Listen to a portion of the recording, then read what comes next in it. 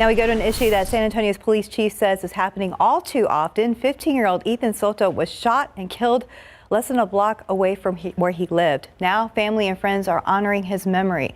Yesterday, people dressed in red and carried candles and red balloons. Soto was found dead on Alston Street. That's on the west side near Gilbert Garza Park off of Callahan Road. Yesterday, Soto's brother addressed gun violence in San Antonio and shared this message with the community. Of course, put the guns down. Put the guns down. He was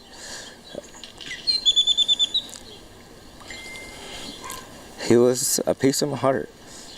But now that he's gone, more than a piece is gone. And police are saying there was some sort of argument before Soto was shot. 2 teens were detained in yesterday's shooting, but still no word on any charges. While we are in the middle of early voting in the Texas primary runoff election across the nation, other big midterm elections are also happening. Former President Donald Trump has picked a big win and a big loss in a different state. ABC's M. Nguyen has the results.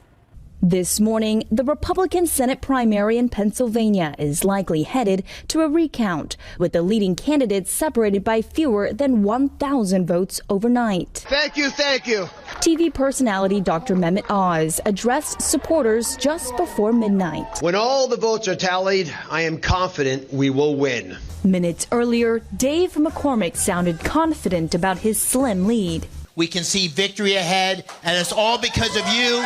The primary winner will face John Fetterman, Pennsylvania's lieutenant governor, who secured the Democratic nomination for Senate last night despite undergoing a heart procedure just hours earlier. Fetterman's campaign announcing that doctors implanted a pacemaker and defibrillator Tuesday following Fetterman's stroke last week. He can and should, completely recover from this. But what it does disclose is that his heart disease appears to be more substantial than previously disclosed. Overnight, Fetterman tweeted his thanks. Voters in 5 states headed to the polls as a new poll revealed President Biden with only a 40% approval rating. The same poll showed 65% of Americans are concerned about how things are going in the U.S., with 21% saying they're scared. In North Carolina, Congressman Ted Budd won the Republican Senate primary after being endorsed by former President Trump. But the Trump-backed candidate in North Carolina's House primary, Madison Cawthorn, lost his bid for re-election. And a mixed bag for former President Donald Trump, who's endorsed in an unprecedented number of races.